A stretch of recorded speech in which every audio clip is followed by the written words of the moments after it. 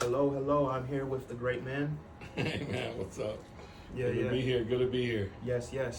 So we're here with Cuts for Christ, Lee Thomas, and I want Pastor to Armando Garcia. Pastor Armando Garcia, of course, and we just want to talk about how good the Lord has been through a haircut. You mind kind of letting the people know? Yeah, of course, I'm a pastor, but I'm also a licensed barber. Mm. And that's how I really got connected with Cuts for Christ. I heard about the ministry, and obviously, me having a background in barbering, I knew it was an awesome tool. One of the first things I wanted to do when we got in this facility and started reaching out to the community was provide haircuts, because I think it's important. That's just a great way to connect with people. That's how I'm used to connecting with people. Matter of fact, that's how I got this property was through cutting hair. Wow. I was sitting in the barber shop during COVID. Everything I was pastoring. Pastoring had, the churches closed down. People weren't coming to church. Of course, when that happens, giving goes down, and I still had to make a living for my family. So, being a licensed barber, I got back into a barber shop, started cutting hair, and me and my wife had just taken in 2 kids, fostering 2 kids. Wow. And so, of course, we had to provide for ourselves and for them. So, I started, got in a barbershop, started working, and it was in that barbershop where, a guy walks in and sits in my chair, and I become friends with him. Me and him start talking, find out that he's a pastor, oversees a bunch of other churches, and I told him I was a pastor. But make a long story short, we ended up building a friendship. I cut his hair for about a year, and after about a year, it was right in the middle of COVID. Matter of fact, I almost died I got put in the hospital. Wow. I got COVID, pneumonia, and my lungs collapsed. So they were already putting the toe tag on me, but God stepped in, and of course I'm here today because I survived. But it was after that I'm in the barbershop, and church had gotten to the point where nobody was coming to church. I couldn't afford the lease. I was about to shut down. We were paying $6,000 a month just the lease, and then an electric bill. And I had gotten to that decision, and that week that I made the decision that I was going to do that, shut the church down. That pastor scheduled an appointment. He sat down, started cutting his hair, and he obviously knew something was wrong. He was like, "Pastor, you look a little sad. You look like something's bothering you." I said, "Man, I've gotten to the point where I think we're going to shut the church down. I can't afford the lease." And right there, he was like, "Y'all don't own your building?" And I said, "No, sir. We pay a lease." And so he said, "Man, I got a friend of mine who just retired and is building his properties available. I'd like for you to meet him." And out of respect, to be honest, I didn't want to meet him because I had already made my decision, but out of respect, I was like, okay, we'll go meet him, not knowing what was going to come. Wow. And so you cut this guy's hair for a year, yeah, building a relationship with him, rapport, and then he invites me after I tell him I'm going to shut my church down to come meet a friend of his. wow. Okay. Who was retiring, and his property was available.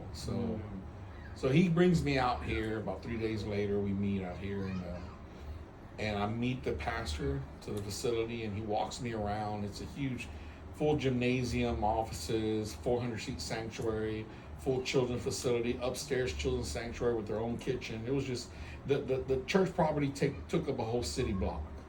And after he walks me through it, of course, in my mind, I'm like, wow, this is big, this is nice, but I'm wasting my time. In my head, I'm kind of having those thoughts because I can't afford this, And so at the end of the tour, I basically asked him, well, Pastor, how much is this property? And he said, this property's going for $4.5 million. That's a $40,000 a month payment right there. Wow. So I couldn't afford $6,000 a month. So, I politely, I told him, Pastor, I wish I could buy this property, but, we can't afford it.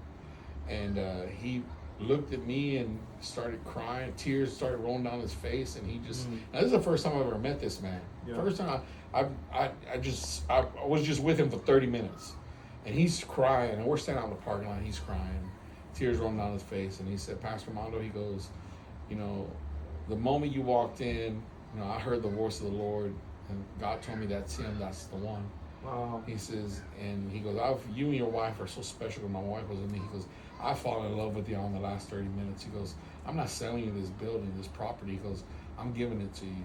God told me to give it to you. you'll have the keys in 30 days. Wow. So 30 days later, we sat down and he handed me the keys to this $4.5 million facility.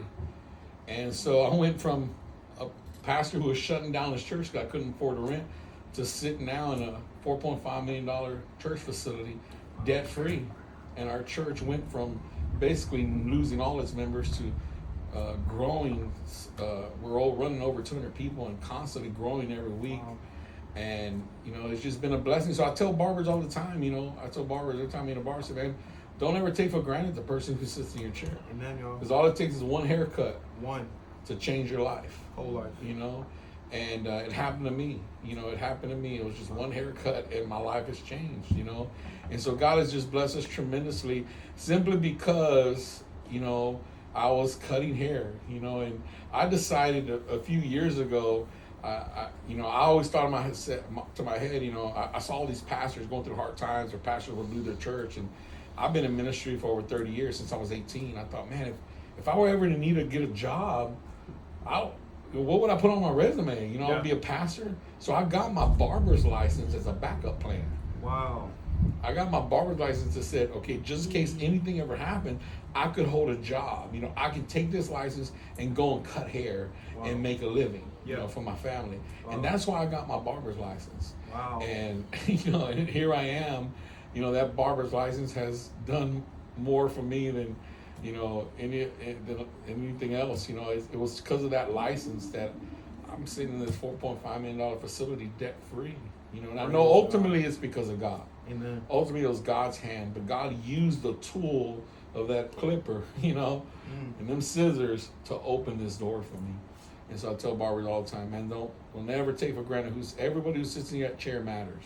Everyone who sits in that chair. Amen. And so that's my story, man, and God's been amazing. Y'all heard it from Pastor Armando himself, Set Free Houston. Thank y'all so much for tuning in. This is Cut Stories. God bless.